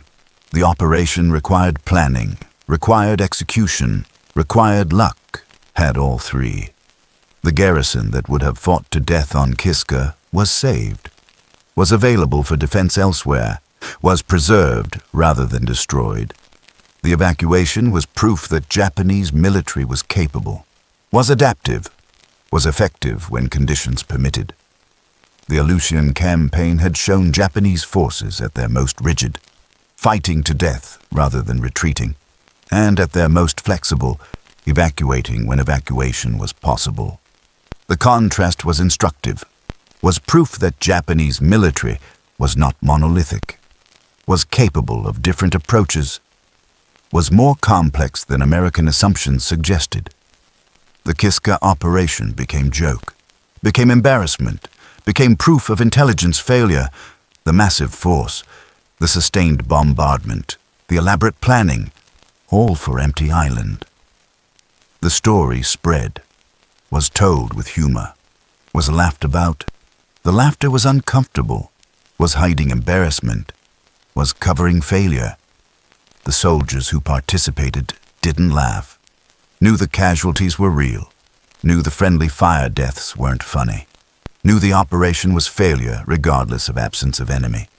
The operation that should have been triumph became fiasco, became example of how not to conduct operation, became case study in intelligence failure, became proof that Aleutian campaign was cursed, was doomed to failure regardless of planning, regardless of preparation, regardless of force committed. The Kiska operation ended without battle, ended with occupation of Empty Island, ended with casualties from friendly fire, ended with embarrassment. The island was secured, was garrisoned, was defended against Japanese return that never came. The strategic objective was achieved. American territory was liberated. Japanese presence was eliminated. But achievement was hollow, was tainted by how it occurred, by casualties that shouldn't have occurred, by operation that shouldn't have been necessary. Kiska became symbol, became proof that environment was dangerous even without enemy, that fog killed, that conditions created casualties regardless of combat, that Aleutians were placed where everything that could go wrong did go wrong. Kiska was secured. The campaign was ending. The forgetting was accelerating. The islands that had briefly mattered were returning to obscurity, were returning to edge of map, were disappearing from consciousness. The Aleutian campaign was ending not with triumph, but with anticlimactic occupation of Empty Island, with friendly fire casualties, with embarrassment, with proof that campaign was cursed from beginning, was doomed to be difficult, was fated to be forgotten. Kiska was over. The campaign was over. The remembering was beginning, or the forgetting. The two would prove to be same. The campaign would be forgotten. The soldiers would remember. No one else would. The islands would return to silence, to fog, to wind, to conditions that made human presence temporary, made human memory brief, made history disappear like fog lifting, like wind erasing tracks, like cold, freezing memories until they shattered. Kiska was ending. The forgetting was beginning. The campaign was over. The official casualty reports from Attu listed categories: killed in action, wounded in action, missing in action. These were battle casualties, were counted, were recorded, were reported, were remembered. The reports also listed non-battle casualties, cold weather injuries, disease, accidents. These were different category, were separate, were recorded differently, were treated differently, were remembered differently, or weren't remembered at all. The distinction was administrative, was bureaucratic, was profound. The battle casualties received recognition, received medals, received honor. The non-battle casualties received none, were statistical footnotes, were medical records, were forgotten. The 1800 cold weather casualties from Attu were non-battle casualties. By definition, by regulation, by bureaucratic decision. The soldiers who lost toes to frostbite were non-battle casualties. The soldiers disabled by trench foot were non-battle casualties. The soldiers who developed hypothermia were non-battle casualties.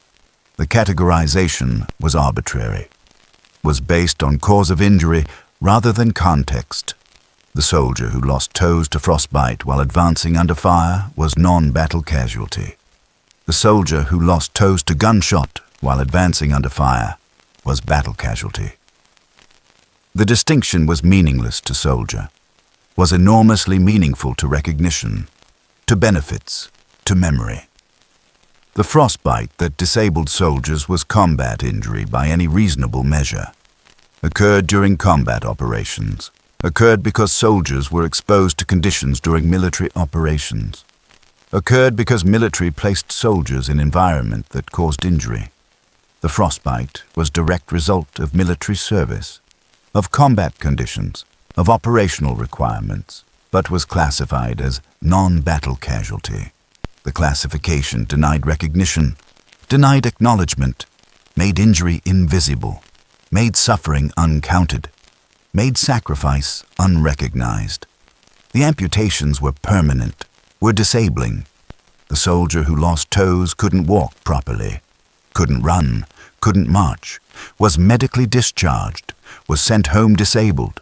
The disability was permanent, was result of military service, was caused by military operations, but received less recognition than combat wounds. Received different benefits, received different treatment. The soldier with amputated toes from frostbite was as disabled as soldier with amputated toes from gunshot. The cause was different. The result was same. The recognition was different. The memory was different. The distinction was unjust. The trench foot was equally disabling. The severe cases required lengthy treatment, required hospitalization, required rehabilitation. Some soldiers never fully recovered, had chronic pain, had circulation problems, had foot problems for life. The disability was permanent, was service-connected, was caused by conditions during military operations, but was non-battle casualty, was medical, discharge rather than honorable wound, was footnote rather than recognition, was forgotten rather than remembered. The distinction erased suffering, erased sacrifice, erased service that was as costly as combat. The families received letters. Your son was injured, was disabled, was being sent home. The letters didn't explain adequately, didn't convey that injury was from cold, was from environment, was from conditions, didn't explain that son lost toes to frostbite while advancing under fire. That disability occurred during combat even if cause wasn't enemy fire. The families understood son was hurt, was disabled, didn't understand context, didn't understand that injury was combat-related even if not combat-caused. The communication gap was another form of erasure, was another way cold weather casualties were made invisible, were separated from combat narrative, were removed from war story. The veterans returned home disabled, had amputated digits, had chronic pain, had circulation problems, had disabilities that would last lifetimes. The disabilities were visible, were obvious, were permanent, but weren't honored, weren't recognized, weren't acknowledged as combat injuries. The veteran with frostbite damage was treated differently than veteran with gunshot damage. The bureaucratic distinction became social distinction, became difference in recognition, in respect, in acknowledgement. The cold weather casualties were forgotten casualties, were unrecognized sacrifice, were service that wasn't honored, The medical records documented injuries, documented treatment, documented outcomes. The records were filed, were stored, were forgotten. The statistics were compiled, showed 1,800 cold weather casualties at Attu, showed the numbers, didn't show the people, didn't show the suffering, didn't show the permanent cost. The statistics were abstract, were numbers on reports, were data without context, were casualties without stories. The records existed but weren't accessed, weren't consulted, weren't remembered. The documentation was thorough. The memory was absent. The comparison to combat casualties was stark. The 550 killed in action at Attu were honored, were remembered, were commemorated. The names were recorded, were preserved, were read at ceremonies. The deaths were acknowledged, were recognized as sacrifice, as service, as cost of victory. The 1,800 cold weather casualties weren't commemorated, weren't honored, weren't remembered collectively. Each soldier remembered individually, perhaps, by family, by friends, but not collectively, not as group, not as casualties of campaign. The collective memory was selective, remembered some casualties, forgot others. The distinction was unjust, was incomplete, was false narrative. The cold weather casualties were combat casualties, were caused by combat operations, occurred during combat, occurred because military placed soldiers in conditions that caused injury. The environment was factor in combat, was hazard of operations, was risk of service. The injuries from environment were combat injuries, should have been recognized as such, should have been counted as such, should have been remembered as such. The bureaucratic distinction was arbitrary, was unjust, was contributor to forgetting, to erasure, to invisibility of these casualties. The lessons learned documents mentioned cold weather casualties, mentioned that preparation was inadequate, that equipment was insufficient, that casualties were preventable. The documents recommended improvements, better equipment, better training, better preparation. The recommendations were sound, were based on experience, were paid for in suffering.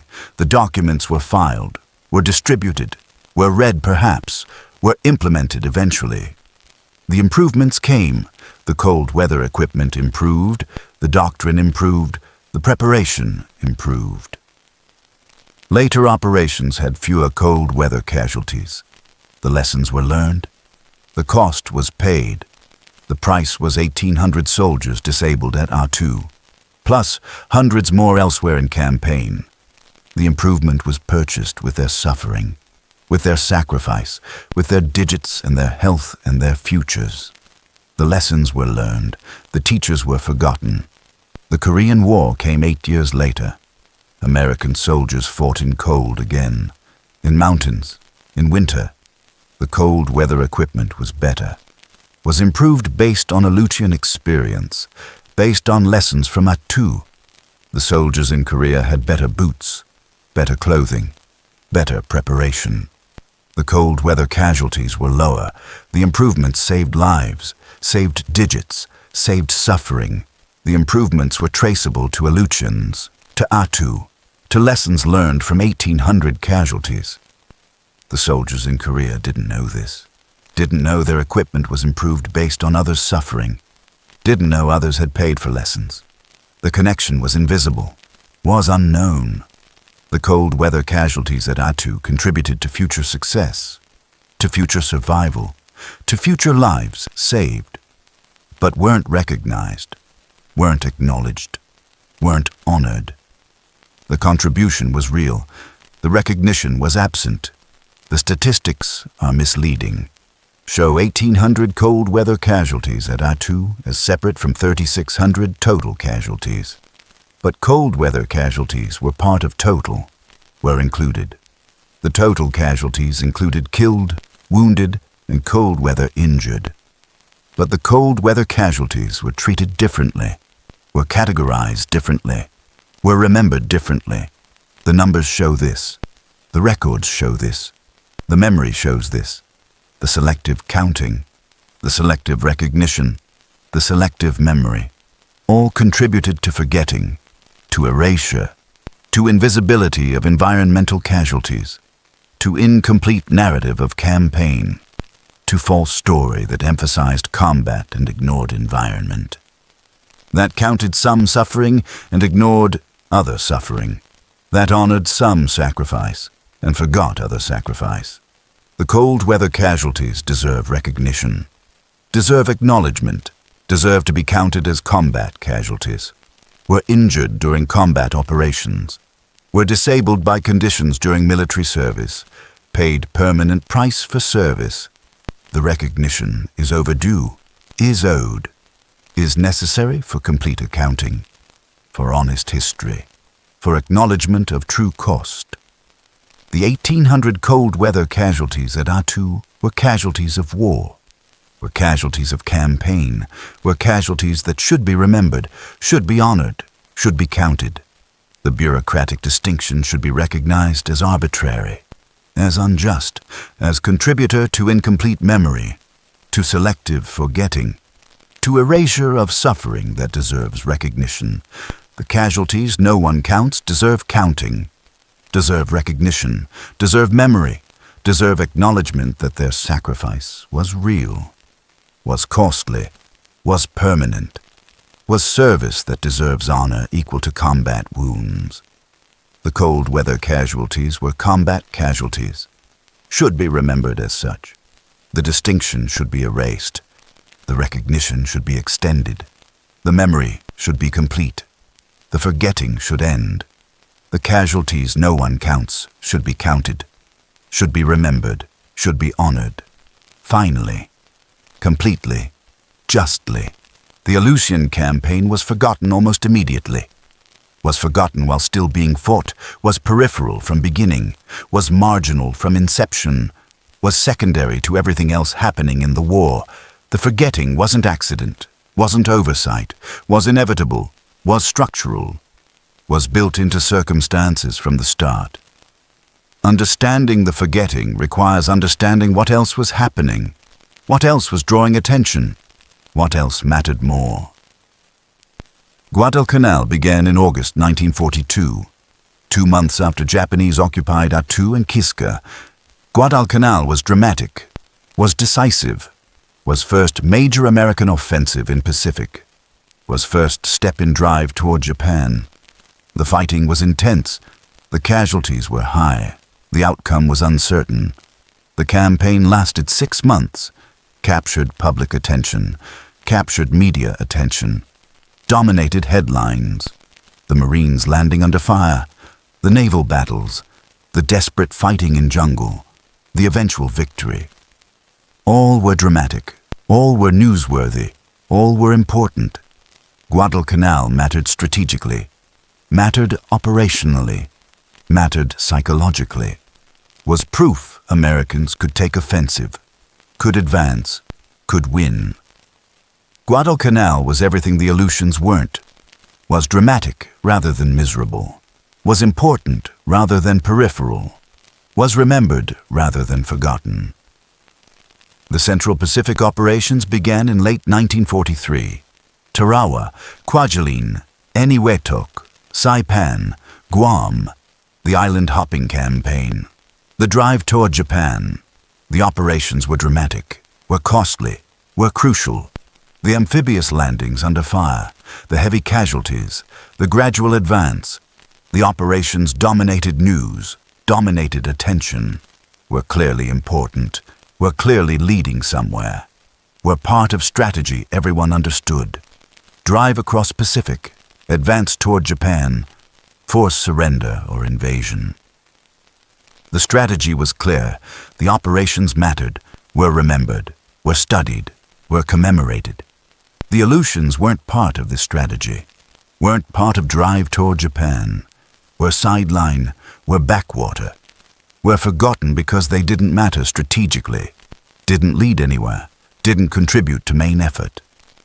The Philippines campaign followed, MacArthur's return, the liberation, the dramatic landings, The heavy fighting, the eventual victory. The Philippines mattered enormously. Were American territory, were important strategically, were dramatic operationally. MacArthur waiting ashore at Leyte. The photographs, the newsreels, the image. The Philippines campaign was everything a military operation should be from media perspective. Was dramatic, was photogenic, was quotable, had personality in MacArthur, had stakes everyone understood, had outcome that mattered. The Philippines were remembered, were studied, were commemorated. The Aleutians were none of these things, were remote, were foggy, were uncommunicative, had no dramatic personality, had no photogenic moments, had no clear stakes, were forgotten because they couldn't compete for attention. The European theater drew even more attention.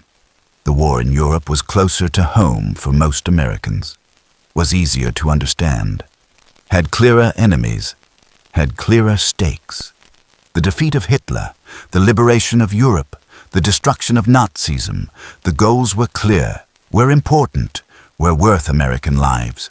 The European operations dominated news, dominated attention, dominated memory. North Africa, Sicily, Italy, D-Day, the advance across France, the Battle of the Bulge, the crossing of Rhine, the fall of Berlin. Each operation was dramatic, was newsworthy, was important, was remembered. The Aleutians were forgotten because they couldn't compete with Europe, couldn't compete with stakes that were clearer, with enemies that were understood, with operations that were dramatic, with campaigns that mattered to more people, to more Americans, to more of the world. The media coverage was minimal, the reporters were few, the access was limited. The weather prevented photography, the fog prevented filming, the drama was absent. The fighting at Attu was brutal but not photogenic, was miserable but not dramatic, was costly but not important enough to justify resources. The media went where stories were, where access was better, where drama was greater, where importance was clearer. The media went to Guadalcanal, to Central Pacific, to Europe, not to Aleutians. The lack of coverage contributed to forgetting, to invisibility, to absence from public consciousness. The operations that weren't covered weren't remembered. The campaigns that weren't photographed weren't commemorated. The battles that weren't filmed disappeared from memory. The Aleutians disappeared because they weren't seen, weren't covered, weren't documented adequately for memory. The strategic significance was questionable. The Japanese occupation threatened what exactly? Alaska, potentially. Western Canada, theoretically. The continental United States, improbably. The threat was vague, was unclear, was unconvincing to many. The liberation was necessary politically, was required symbolically. American territory had been occupied, had to be liberated. The necessity was political rather than military, was symbolic rather than strategic. The operations achieved political goals, didn't achieve strategic objectives, didn't contribute to defeat of Japan, didn't advance war effort meaningfully. The lack of strategic significance contributed to forgetting. The operations that don't matter strategically aren't remembered, aren't studied, aren't commemorated, aren't taught, aren't part of narrative. The Aleutians didn't matter strategically, were forgotten because they didn't matter. The embarrassment of Kiska contributed. The massive invasion of Empty Island was funny, was absurd, was embarrassing. The military doesn't like to remember embarrassments, doesn't like to commemorate failures, doesn't like to study fiascos. Kiska was filed away, was minimized, was forgotten deliberately. The friendly fire casualties were inconvenient facts, were evidence of failure, were proof that operation was bungled. The embarrassment contributed to forgetting. The operations that embarrass aren't remembered, aren't studied except as cautionary tales, aren't commemorated, aren't honored. Kiska was forgotten because remembering was embarrassing, was reminder of failure, was evidence of incompetence. Better to forget, easier to forget, more comfortable to forget. The veterans returned home, found no one knew where they'd been, found no one had heard of Attu, of Kiska, found no one knew the Aleutians existed. The veterans tried to explain, tried to describe, found audiences that weren't interested, that didn't understand, that didn't care. The indifference was crushing, was proof that service didn't matter, that sacrifice wasn't recognized, that suffering was invisible. The veterans stopped explaining, stopped trying, formed their own associations, their own groups, communicated with each other, with those who understood, who had been there, who knew. The veterans created their own memory because public memory didn't exist, created their own commemoration because public commemoration was absent. The veterans remembered because no one else would, because no one else cared, because the campaign was forgotten by everyone except those who fought it. The geographic isolation contributed. The Aleutians were remote, were distant, were at edge of map. The distance from population centers, from news centers, from everything that mattered, made forgetting easy, made invisibility natural, made obscurity inevitable. The campaigns fought near home are remembered. The campaigns fought near allies are remembered. The campaigns fought in places people know are remembered. The campaigns fought at edge of nowhere are forgotten. The Aleutians were at edge of nowhere, were forgotten because they were far, were distant, were remote, were easy to ignore because they were hard to reach, hard to see, hard to understand, hard to care about. The forgetting was overdetermined, was caused by multiple factors. Any single factor might have been overcome. The combination was insurmountable, was comprehensive, was complete. The Aleutians were forgotten because they were peripheral and remote and unsuccessful strategically and embarrassing operationally and miserable environmentally and unphotogenic and uncovered by media and overshadowed by everything else and fought by conscripts who dispersed after war and had no constituency and no lobby and no champions. The forgetting was inevitable, was structural, was built into circumstances. The Aleutian campaign was forgotten because everything about it facilitated forgetting, because nothing about it encouraged memory. The forgetting was complete, was almost total, was nearly perfect erasure. The campaign that cost thousands of casualties, that disabled thousands of soldiers, that killed hundreds, was forgotten, was erased, was removed from collective memory, was made invisible. The why is clear, is understandable, is documented, doesn't make forgetting just, doesn't make erasure acceptable, doesn't make invisibility right, just explains it, just shows how it happened, just demonstrates that some campaigns are forgotten not because they don't matter, but because everything conspires to forget them. The Aleutians were always going to be forgotten, were doomed to obscurity from inception. The soldiers who fought there knew this, felt this, understood they were fighting forgotten war, were serving in forgotten place, would be forgotten people. The veterans formed associations to resist forgetting, to preserve memory, to maintain connection, to ensure that someone remembered, even if that someone was only them. The forgetting was inevitable. The resistance was necessary. The memory was preserved. Barely, tenuously, by those who were there, who remembered, who refused to forget even when everyone else did. Why no one remembers is clear.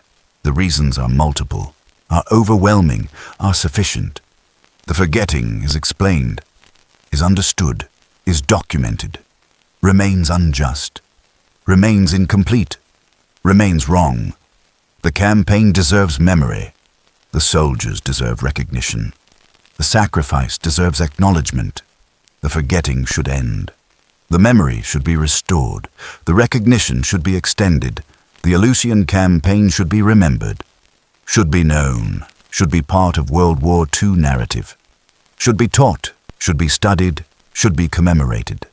The reasons for forgetting are clear. The reasons for remembering are clearer, are more compelling, are more important. The forgetting should end. The remembering should begin. Now. Finally. Completely. The Aleutian Islands are still there. Still remote. Still foggy. Still cold. Still at the edge of the map. The battles fought there are forgotten by most. Unknown to many. Invisible to history. But they happened. The soldiers were real. The suffering was real. The cost was real. The campaign existed, was fought, was endured, was paid for, in lives, in digits, in health, in futures. The payment was made. The recognition wasn't given. The memory wasn't preserved, except by those who were there, who remembered, who refused to forget. 80 years have passed. The veterans are gone now, nearly all gone. The last survivors are in their 90s if they survive at all. The direct memory is fading, is nearly extinguished.